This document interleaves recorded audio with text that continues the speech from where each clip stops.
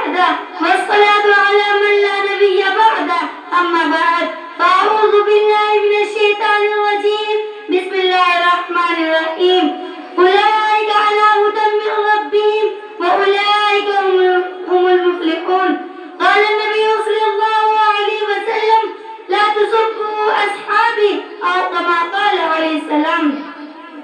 اسلام کی شہزادیوں، میں ایک چھوٹی سی مکتب میلا علی نگر محمد پور رائی میں اپنے اساتذہ کرام کے پاس تعلیم حاصل کرتی ہوں. میں نام آزاد کے سامنے کتاب اللہ شریف کی ایک آیت پڑھی ہے اور ایک حدیث پڑھی ہے. حضرات محترم، میں آپ کے سامنے ایک ایسی جماعت کے بارے میں ذکر کرنے جا رہی ہوں جس جماعت نے نبی کریم صلی اللہ علیہ وسلم کی اور اتباع سے مدد کی. اگر جان کی ضرورت پڑی تو جان کا نذرانہ پیش کر دیا، اگر مال کی ضرورت پڑی تو مال کو نبی کے قدموں میں لا کر ڈال دیا، اگر اولاد کی ضرورت پڑی تو اولاد کو پیش کر دیا اور بڑی عاجزی کے ساتھ کہا کہ اللہ کے نبی یہ ہماری اولاد ہے، اگر کہیں بھی کسی بھی جگہ اس اولاد کی ضرورت پڑے تو اللہ کی رضا کے لیے اس کا استعمال کریں. کہ اللہ کے نبی اگر ہماری اولاد کے کچھ ہوگا یا جنگ میں اس کو کسی نے مار دیا یا قتل کر دیا یا آپ کی حفاظت کرتے وقت دشمن نے تیر مار دیا یا ہماری اولاد کو دشمن نے پکڑ کر شہید کر دیا یا قیمہ کر دیا، یا اللہ کے نبی آپ سے نہیں پوچھیں گے کہ ہماری اولاد کے ساتھ یہ معاملہ کرا دیا.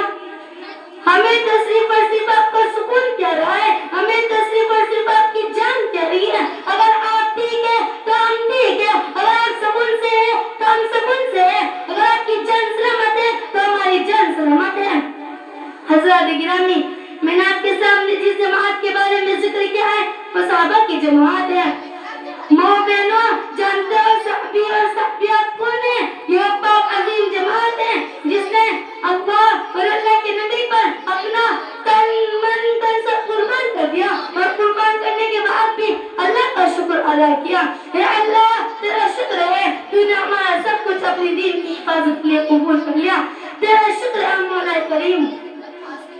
ماں بہنوں سنو اور دھیان سے سنو، ایک ایک صحابی اللہ اور اللہ کے نبی پر قربان ہونے کے لیے تیار تھے.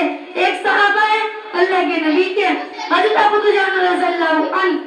ایک جنگ میں ہے پر اللہ کے نبی بھی میدان جنگ میں تشریف فرمائے ہیں. اللہ کے نبی کی طرف ایک دشمن نے تیر چھوڑا، تیر کو حضرت ابو دجانہ نے دیکھ لیا. حضرت ابو دجانہ نے سینہ اپنے نبی کی طرف اور کمر دشمن کی طرف کر لی. تیر آیا حضرت ابو دجانہ کے کمر پر گر گیا، تیر آتے رہے حضرت ابو دجانہ کی کمر پر گرتے رہے. حضرت ابو دجانہ کی کمر چھلنی ہو گئی اور نیچے گر گئے.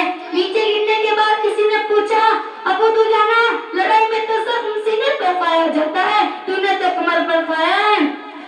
حضرات گرامی، حضرت ابو دجانہ کا جواب سنو، ہاں زخم سینے پر پایا جاتا ہے، مگر سنو مجھے یہ بات بالکل گوارا نہ تھی کہ اپنے پیارے نبی کی طرف پیٹ اور دشمن کی طرف سینہ. میرے دل نے اس بات کی گواہی نہ دی کہ پیٹ کر کے اپنے پیارے نبی کی بیعت میں کروں.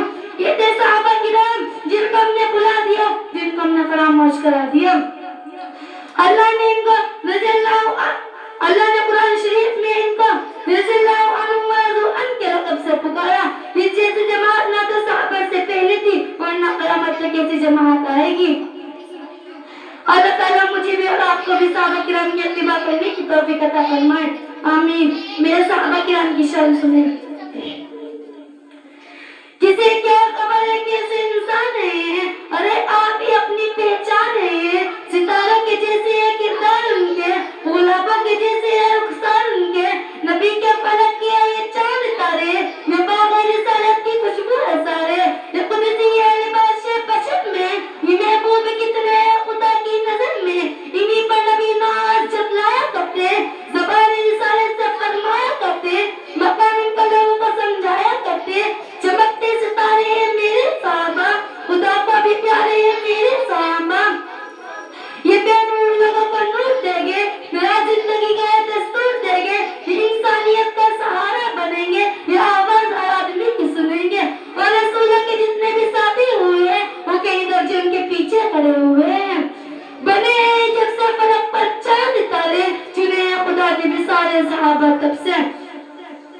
حضرات گرامی، بس میں اپنی تقریر